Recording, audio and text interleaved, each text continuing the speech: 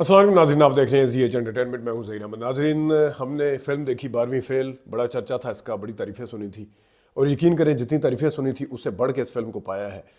जिस तरीके से इस फ़िल्म को हमने फ़ील किया है, महसूस किया है, क्या क्या फीलिंग्स थी देखते हुए। बहुत ही मज़ेदार फ़िल्म है, असली स्टोरी के ऊपर बनी हुई है। 1997 से शुरू होती है। चंबल गाँव है इंडिया का, और वहाँ पे इस फिल्म के तफसील पे जाने से पहले आपको बताऊं कि इसमें जो है विदु विनोद चोपड़ा बड़े पुराने डायरेक्टर भी हैं, राइटर भी हैं, बड़े मंजे हुए। आपको हैरानी होगी कि इसमें मुन्ना भाई MBBS, पीके वगैरह इसमें से लिखी भी खुद, पीके के प्रोड्यूसर खुद थे, मुन्ना भाई MBBS के प्रोड्यूसर भी थे और लिखी भी खुद थी उन्होंने। और इसी आइडिया के साथ ही इन्होंने 12वीं फिल्म बनाई है, जो कि मेधा शंकर और जिसमें विक्रांत मैसी जो है उन्होंने लीड किरदार अदा किए हैं। फिल्म के अंदर जो शुरुआत है, फिल्म का माहौल, फिल्म का बात करते हैं साथ साथ आपको दिखाते भी हैं।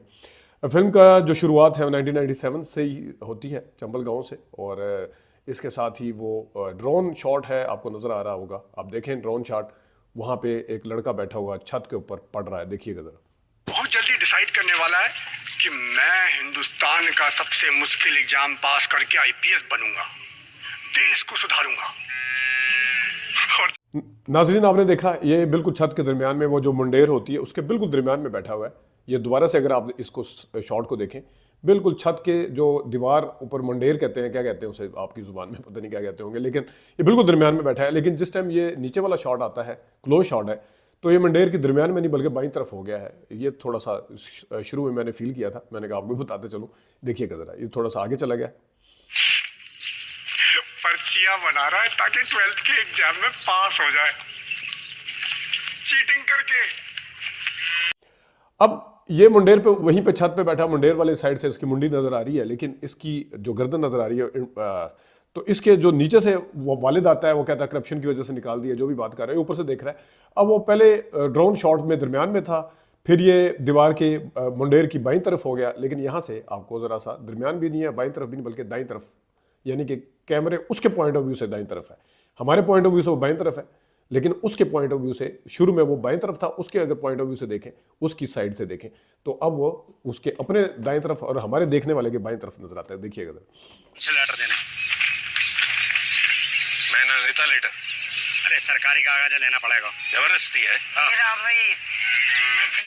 नाज़रीन, ये थोड़ा सा वैसे ही मैं शुरू थी, लेकिन ये फिल्म ऐसी है कि शुरू में हर बंदा ज़रा कोशिश करता है, बड़ा देखता है, उसके बाद फिर हमें कैसी लगी। आगे कैमरा वर्क आप देखिएगा। कैमरा वर्क में अगर मैं ये वाला शॉट चलते चलते दिखाऊंगे, कॉपीराइट भी आ जाती है समटाइम। अगर रेफरेंस के तौर पे आप देख रहे होंगे कि DSP जो है वो चलता हुआ प्रिंसिपल उसको अपने कमरे की तरफ लेके आ रहा है, जहाँ पे वो प्रिंसिपल उसको कहता है कि बाहर आए ज़रा, वो मतलब जो भी कहता है, ये देखें, वो अपने क्लासरूम से बाहर निकल रहा है चलते चलते। एक कैमरा सिंगल शॉट है, इसमें कहीं कट नहीं है।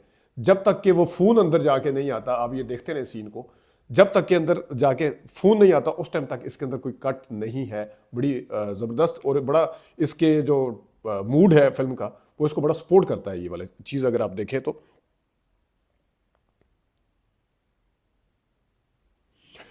उसके बाद ये जो मनोज का किरदार किया है, जो लीड रोल है, वो चला जाता है ग्वालियर पढ़ने के लिए, IPS क्या क्या बनने के लिए वो वहाँ पे से निकलता है। तो जिस टाइम ग्वालियर में जाता है, खैर यहाँ पे भी थोड़ा सा एक है कि वो जो जिस बस पे बैठता है जाके वो बैग लेके चली जाती है उसके साथ से, क्योंकि उस ये एक्सट्रीम मतलब उसने खिड़की वाली साइड से निकल के इसके पाँव को, टांग को क्रॉस करके ऊपर से गुजरना है, और जब तक बंदे को हिला के उठा ना दिया जाए तो बंदा सोता नहीं रह सकता। एक औरत है, उसका बच्चा भी है, और उसने इसका बैग भी उठाया है, तीन चीज़ें हैं। वो थोड़ा सा तुक थी है कि उसके दरमियान में, अगली और पिछली सीट के दरमियान में जहाँ पाँव रखते हैं उधर जगह नहीं है कि बंदा बगैर किसी को डिस्टर्ब किए वहाँ से निकल सके। चले खैर कोई नहीं, जाने दे। लेकिन यहाँ जहाँ जिस टाइम उसको पता चलता है कि बैग वो औरत ले गई है साथ, ये सीन देखें ज़रा, इसकी ज़बरदस्त है। एक बंदा खाली हाथ है, पल्ले कुछ नहीं है, बिल्कुल शहर नया है। वो एक बैग था जिसमें दादी ने पैसे दिए थे, वो भी चोरी हो गए। लेकिन वो वहाँ पे जो शॉट दिया है, पूरा इसके शोल्डर के रेफरेंस से, शोल्डर के ऊपर से दिखाया है पूरा ग्वालियर यूँ घूम रहा है, और यूँ बड़ा ज़बरदस्त उसका इम्पैक्ट आता है। यूँ वो अड्डा जो बस स्टैंड है, देखिएगा ज़रा।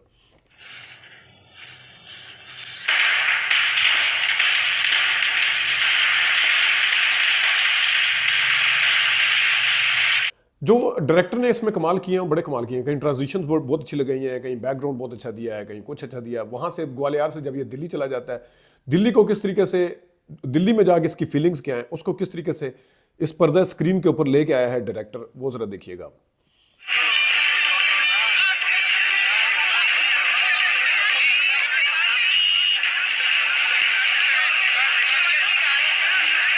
नाज़रीन देखा आपने, ज़बरदस्त बैकग्राउंड म्यूज़िक था और सारा कुछ था।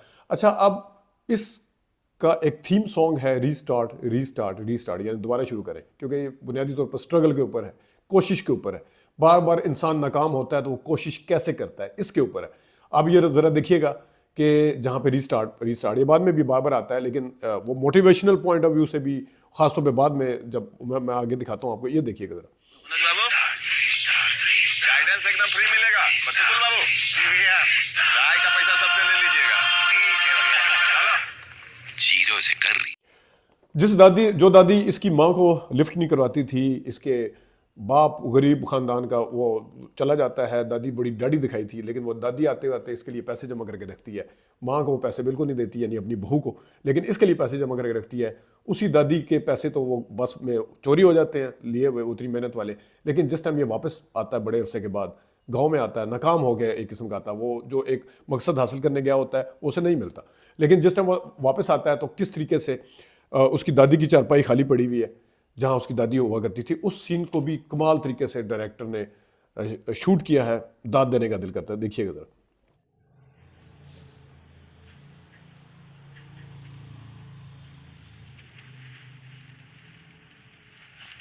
क्यों नहीं मुझे? दादी ने मना की थी। सारे दरवाजे बंद हैं, मायूसी हर तरफ है। एक लड़की थी जिसको वो मोहब्बत से देखता था या करता था, वो भी उसको कोई खास लिफ्ट नहीं करवाती उस तरह। लेकिन जिस वक्त लड़की उसको कहती है, शरदा उसको कहती है, आई लव यू, जाओ अब दुनिया पलट दो दुनिया को, ये वाला सीन है, ये जरा देखिए। Manoj, I love you. अब जाओ, पलट दो दुनिया। इसके बाद ये लड़का भागता हुआ जाता है और इतना ज़बरदस्त दिखाया है, वो वाला सीन बहुत अच्छा है। लेकिन यहाँ पे दोबारा से वो गाना आता है, यहाँ पे दोबारा से वो थीम सॉन्ग आता है जो जिसमें वो कहता है रीस्टार्ट रीस्टार्ट, बहुत ज़बरदस्त, देखिएगा। शिफ्ट करो। चलो से तुम भी जाओ। अभी आप भी। उस रात जिंदगी में पहली बार मनोज को पढ़ने के लिए एक टेबल मिली, एक इलेक्ट्रिक स्टोव मिला। नाज़रीन, टेस्ट में बिलाखिर पता नहीं कितनी दफ़ा फेल होने के बाद 12वीं फेल ये लड़का आगे जाके IPS टेस्ट में पास हो जाता है। लेकिन इंटरव्यू का मरहला सबसे मेन होता है, आपको पता है यहाँ पे भी CSS अफसर वगैरह जब बनने के लिए जाते हैं, बहुत बड़ा ख्वाब होता है। और वहाँ पे किस किस किस्म के लोग आए होते हैं, क्या होता है, वो जो एक इतने अरसे की तपस्या स्ट्रगल है, अब वो फाइनल जिसे कहते हैं कि मेन कामयाबी मिलना शुरू होगी, उस वक्त ज़्यादा खौफ, ज़्यादा डर लगता है और उम्मीद भी होती है, लेकिन खौफ ज़्यादा होता है। इसको किस तरीके से शूट किया, सारे लड़के इंटरव्यू देने के लिए वेट कर रहे हैं कॉल का, अंदर से कमरे के अंदर किस तरह बैठा हुआ है, ये बड़े सारे हाल में कैसे बैठा है, उम्मीद, चेहरे का एक्सप्रेशन, उस हाल को किस तरह इंट्रोड्यूस करवाया, ये सारा कुछ 10 सेकंड में तो मैं आपको नहीं दिखा सकता, लेकिन जितना मुमकिन मैं आपको दिखा देता हूँ।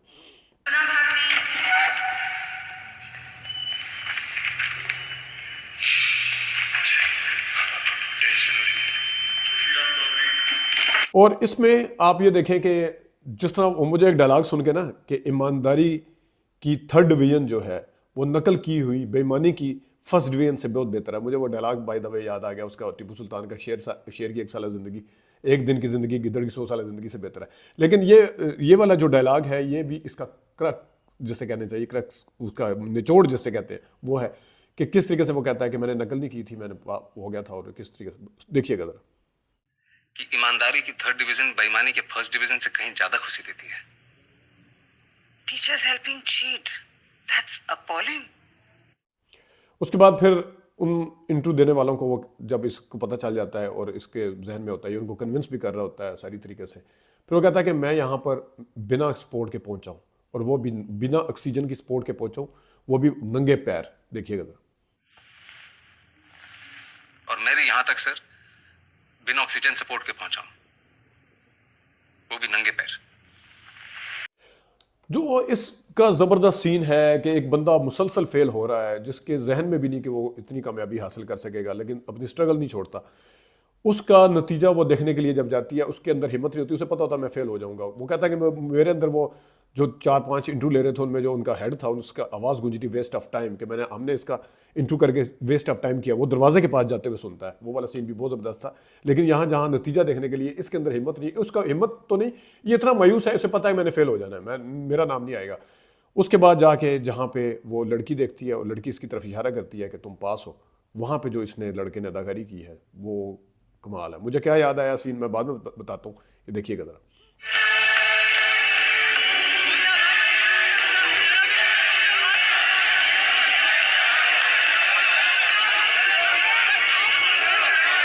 अगला सीन मुझे कौन सी फिल्म याद आई थी वो भी मैं बाद में बताता हूँ, लेकिन यहाँ पे वो इसके बाद जब वो लड़की का इशारा देखता है कि वो पास हो चुका है, इसको पता नहीं होता इसकी खुशी की वो किस तरीके से इजहार है। वो गिरता है नीचे, रोता है, गिरता है रोते रोते, और उस तरीके से जो ये सीन देखिएगा कि कितना ज़बरदस्त सीन है।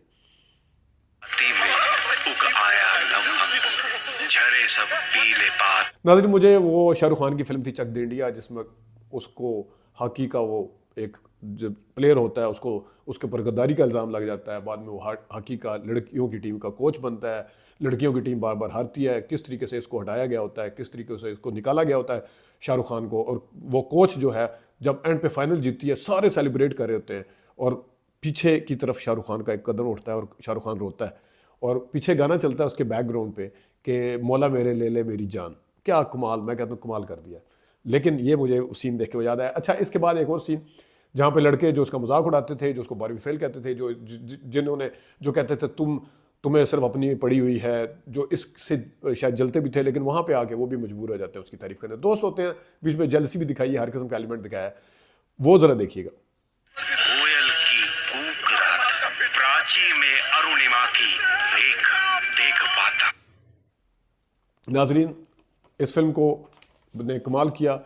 वो एक तो मुझे परसुएट में हैप्पीनेस जो थी उसकी विल स्मिथ की फिल्म, वो भी याद आया, उसमें भी उसको सक्सेस मिलती है। बुनियादी आइडिया शायद वहाँ से भी लिया हुआ, लेकिन ये ओरिजिनल वाक़े के ऊपर बनी है वो। और दूसरा जो था वो कहता ना कि a man can be destroy but not defeated. वो एक the old man sea, Ernest Hemingway जो बहुत बड़ा राइटर था, उसके ऊपर जो आपने पढ़ी होगी वो द ओल्ड मैन सी, बल्कि ये फिल्म भी बनी है एंथोनी क्विन की। तो वहाँ वो उसका भी बुनियादी आइडिया अगर देख लिया जाए तो ये दो इससे अगर मैच करता है। मैं ये नहीं कहता कि नकल किया है, लेकिन जिस तरीके से पर्दा स्क्रीन के ऊपर स्टोरी अच्छी से अच्छी भी होती हैं, उसको पर्दा स्क्रीन पर दिखाना, उसका इम्पैक्ट क्रिएट करना, ये एक अच्छे डायरेक्टर का काम होता है। मज़ा आया देख के, आपको भी देख सकते हैं, यूट्यूब पे पड़ी हुई है, बड़ा मज़ा आएगा आपको भी देख के। 12वीं फेल का ये रिव्यू था आपके लिए, हमने ज़रूरी समझा लाना। अपना ख्याल रखिएगा, अभी तक के लिए इतनी इजाज़त दीजिए, अल्लाह हाफ़िज़।